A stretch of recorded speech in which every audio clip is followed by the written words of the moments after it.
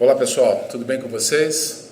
Para quem ainda não me conhece, eu sou o professor Rodrigo. Hoje eu estou aqui a pedido da Miss Juliana para trazer um pouco mais de informações a respeito da tragédia que vem ocorrendo no estado do Rio Grande do Sul, dentro da perspectiva da geografia, para ajudar vocês no debate em sala de aula, que se porventura os alunos questionarem, trazerem aí as suas dúvidas, que vocês estejam um pouco mais aí atentos a essas informações, a esses dados, que ajuda a entender por que esse fenômeno meteorológico acabou arrasando ali a região do Rio Grande do Sul.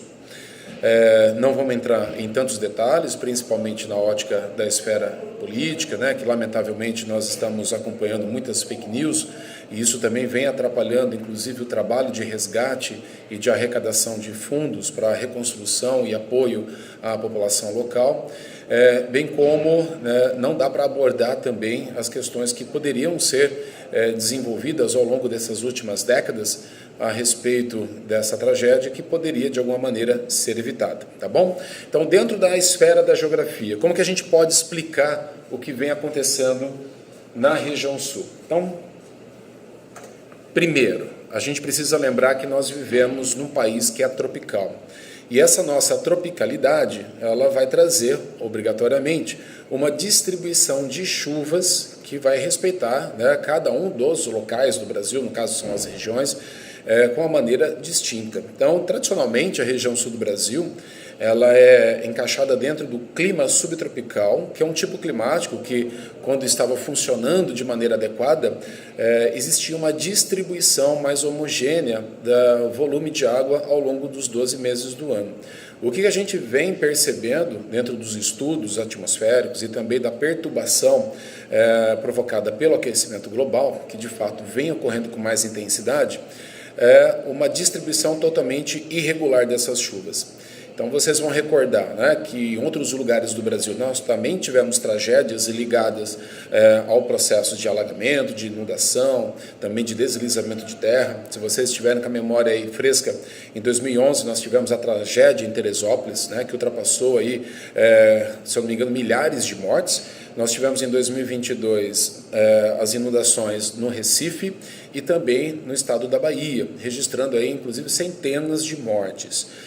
Esses noticiários que nós vamos verificar no sul do Brasil estão ganhando mais espaço, mais relevância, principalmente pelo volume de cidades atingidas e, ao mesmo tempo, pelo efeito da enxurrada que essas cidades acabaram recebendo, destruindo, inclusive, aí, muitas propriedades e arrasando, inclusive, cidades que provavelmente terão que ser repensadas no processo de ocupação do espaço urbano.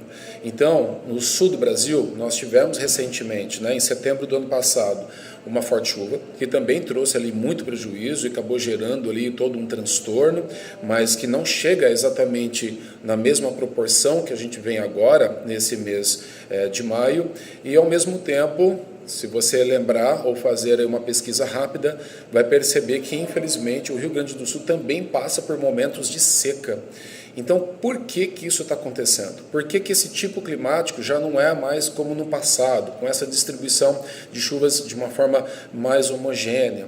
Porque nós estamos vivendo fenômenos atmosféricos provocados principalmente pela alteração química e física da nossa atmosfera, mas também acrescenta-se aí mais um item importante, que é o fenômeno do El Niño. Vamos dar uma olhada aqui na lousa? Aqui no canto vocês vão perceber que nós temos essa estrutura. Essa estrutura provocada pelo El Niño nada mais, nada menos que é uma alteração da temperatura média das águas do Oceano Pacífico. O Oceano Pacífico é o maior oceano de todos, lembrando também que os oceanos são reguladores térmicos no planeta Terra. E esse superaquecimento da água superficial do Oceano Pacífico gera também uma perturbação no comportamento das nuvens e o deslocamento também de ar nessa atmosfera. Não só na nossa região da América do Sul, mas no mundo inteiro. E não seria diferente aqui conosco, né? Então, esse aí é o primeiro elo da corrente para você entender como tudo isso vem acontecendo. Então, nós temos uma perturbação provocada por esse aumento de temperatura. Vamos lembrar que nós estamos aí no mês de maio e, normalmente, o mês de maio seria já um mês mais frio, mas esses últimos meses nós vamos perceber que essa temperatura média está subindo e o calor está difícil de ir embora. Então, isso aí também é mais um elo da corrente que vai ajudar a explicar o fenômeno que aconteceu no Rio Grande do Sul, tá? Então, para ser mais didático, e vocês lembrarem das aulas de geografia do ensino fundamental e ensino médio, nós temos 3 sistemas importantes que atuam no território brasileiro, que vão interferir tanto na distribuição de chuva, tanto quanto também na alteração da temperatura. O primeiro deles, o número 1, é a umidade que é proveniente da região norte do Brasil, chamada de massa equatorial continental. Essa massa ela é quente e ela carrega muitas nuvens. Quando você liga a televisão, vai assistir alguma coisa falando sobre isso, vem o termo rios voadores. Então é uma corrente de ar quente e úmida que sopra da região norte e consegue percorrer pela América do Sul, entrando aqui pelo Chaco do Paraguai, atingindo os estados ali do nosso sul do Brasil. E essa corrente trouxe então a umidade e ela ficou estacionada na região sul do Brasil. Só que ela não estava sozinha, apareceu uma outra corrente que vem agora do Oceano Atlântico, que é a massa tropical massa tropical atlântica. É uma massa também quente e que carrega muita umidade. Essa massa, ela também traz nuvens carregadas para o litoral brasileiro, que pode ser distribuída do Nordeste até a região Sul. Só que dessa vez, o deslocamento das nuvens convergiu para a região Sul do Brasil. O terceiro item aqui relacionado a essas massas é a massa polar atlântica, que vem trazendo sempre a frente fria. Vamos lembrar, toda vez que a gente assiste uma previsão meteorológica, quando a gente fala, está chegando no Brasil uma nova frente fria, logo a gente associa a frente fria basicamente com o quê? Chuva e queda de temperatura. Só que a massa polar atlântica, ela também carrega nuvens, ela também carrega umidade. Então pensa aqui comigo, tá? Massa vinda da floresta amazônica, umidade, se encontrou onde? No Rio Grande do Sul, com a massa tropical e com a massa polar. Essas 3 massas, elas geraram um volume de umidade, de nuvens, acima do normal, acima do esperado. E tudo isso também provocado, de novo, pela alteração do El Niño. O quarto item que vai ajudar a explicar por que a chuva ficou parada no Rio Grande do Sul é você lembrar que nesses últimos dias nós tivemos uma nova onda de calor que tomou grande parte do Brasil, em especial a região sudeste, a região norte. A partir do momento que essa onda de calor ela ocupa o território nacional, significa que a massa polar atlântica ela não consegue romper essa barreira de ar quente. É como se você tivesse aqui literalmente, né, uma mão representando a massa de ar quente e uma outra massa chegando com uma temperatura mais baixa e carregando muita umidade, querendo romper. Se você tem um equilíbrio ali dessas temperaturas ou da força dessas massas, essa aqui ela rompe a camada de ar quente e ela dá continuidade, fazendo com que essa chuva seja distribuída ao longo da superfície do território nacional. Só que, infelizmente, essa barreira de ar quente ela é tão poderosa que ela impediu, basicamente, que essa massa, trazendo umidade lá do sul, conseguisse se deslocar. O que acontece? Ar quente com ar frio, quando as duas se encontram, você tem o que nós chamamos de chuvas torrenciais. Chuva torrencial, pessoal, é aquela chuva que está acima da média calculada e esperada para aquela região. Vamos pensar em termos matemáticos, é uma relação que vocês, professores de matemática, também podem fazer com seus alunos. Em 1 metro quadrado, a gente mede, por exemplo, aqui em Bauru, numa chuva super comum, super tranquila, está esperado cerca de 7, 8, 9, 10, 20 milímetros de chuva para o nosso dia. 20 milímetros em 1 metro quadrado representa basicamente 20 litros de água. Para você fazer uma comparação também, na região sul do Brasil, durante os 365 dias, é esperado que chegue aproximadamente, é a média do estado, tá? 2.000 milímetros de chuva por metro quadrado, isso distribuído no ano inteiro. O que aconteceu lá nos dias 3, 4 e 5, que nesse período algumas regiões chegaram a receber 650 milímetros, Ou seja, nós temos aí basicamente, né, agora de cabeça eu não consigo calcular, mas 30% a 40% de toda a chuva chegando concentrada de um ano num período de 3 dias. O que acontece? A combinação da água que chega até a superfície com o tipo de relevo que eu vou mostrar para vocês agora é a receita para a tragédia, é a receita para a fatalidade. Tá? Então esse primeiro ponto é entender como que a dinâmica dessas massas de ar vão convergir para poder levar a chuva além da média para essa região. Tá bom? Vamos lá, vamos dar sequência aqui olhando para o outro lado. Se você tem chuva além da média, você precisa entender aonde que essa chuva está chegando. Se você tem um terreno cheio de aclives, um terreno, por exemplo, com serras, significa que o seu risco aí é iminente ao deslizamento. Se você tem um terreno muito plano e muito baixo, o risco é receber esse deslizamento, se ele for vizinho dessas áreas mais altas, mas principalmente de você gerar o que a gente chama de inundações. Outro vocabulário importante, enchente e inundação, são duas coisas diferentes. Enchente é o volume natural de água que chega no rio e que chega então até o seu limite, até a sua borda, até a sua margem.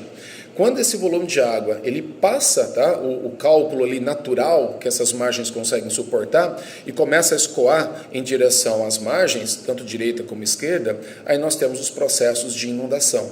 E o alagamento é quando isso essa água acaba atingindo lugares que previamente não deveriam acontecer, mas que infelizmente por conta da altura, topografia ou altura do volume de água acaba sendo atingido, tá bom?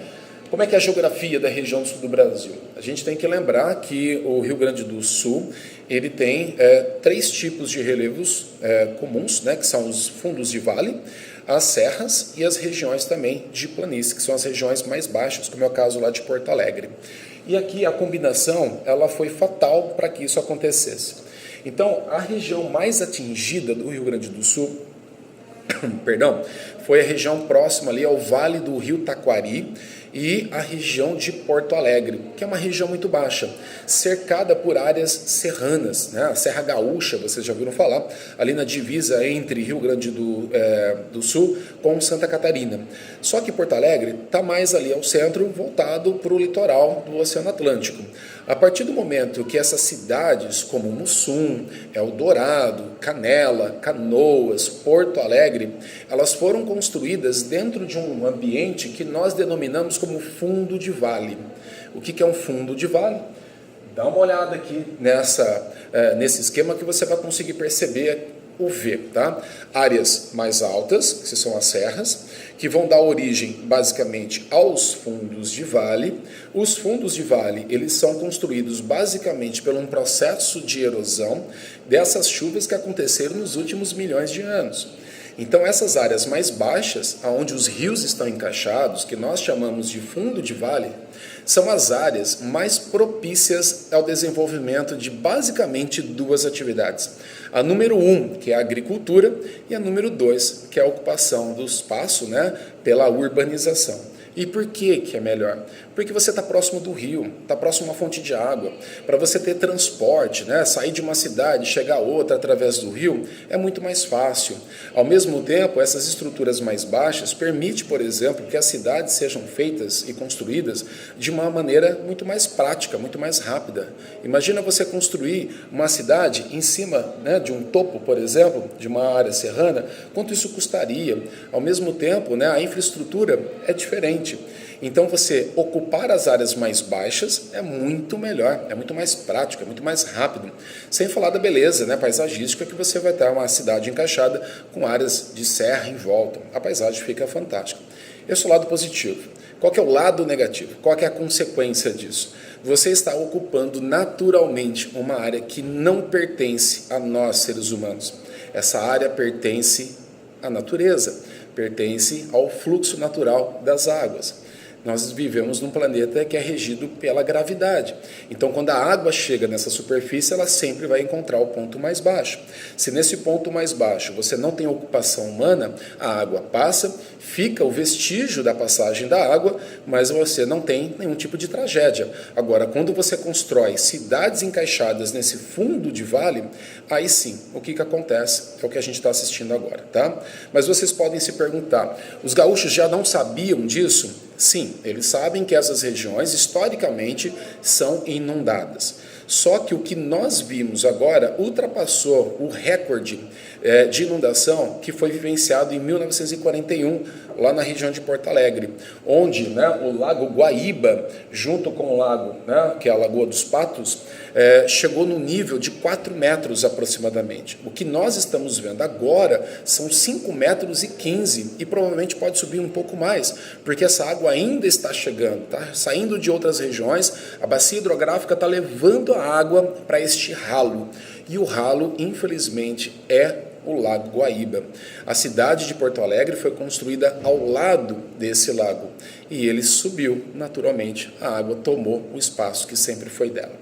Então é importante vocês buscarem mais informações, fazerem mais leituras, faz uma pesquisa sobre essas imagens, percebe como a mistura desse volume exagerado, recorde, provocado pelas alterações climáticas que nós estamos vivenciando, associados a uma topografia que infelizmente não condiz com o melhor sistema de ocupação, vai sim trazer cada vez mais impactos, não só para a região do Rio Grande do Sul, mas para todas as outras regiões que também tiveram o mesmo modelo de ocupação.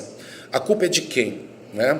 Difícil a gente falar de culpados, mas são as ações humanas, as escolhas que nós fazemos, que determinam muitas vezes se nós vamos ter chance de enfrentar esses desafios ou de, infelizmente, vivenciar esses desafios pagando um alto preço, não só com a morte, mas também aí com uma estrutura, né, de pesadelo, porque agora essas cidades vão ter que ser repensadas. Se vocês tiverem mais alguma pergunta, mais alguma dúvida que eu possa ajudar, só me procurar, tá bom? Eu vou mandar junto com esse vídeo alguns links de outros vídeos com outras reportagens que vão trazer a perspectiva também do impacto econômico, do impacto social, da questão do número de desabrigados que já ultrapassou os milhares, né? Cidades que terão que ser reconstruídas e cidades que terão que ser realocadas, elas não vão poder mais ser construídas no mesmo local. Então tem muita coisa para a gente poder fazer e, obviamente, ajudar aí o povo gaúcho nessa reconstrução, não só das cidades, mas principalmente da vida e da cultura deles. Espero ter ajudado. Desculpa, o vídeo era para ser rápido, mas as informações precisam ser detalhadas e acabou ficando aí um pouco extenso. Obrigado aí, bom trabalho a todos vocês.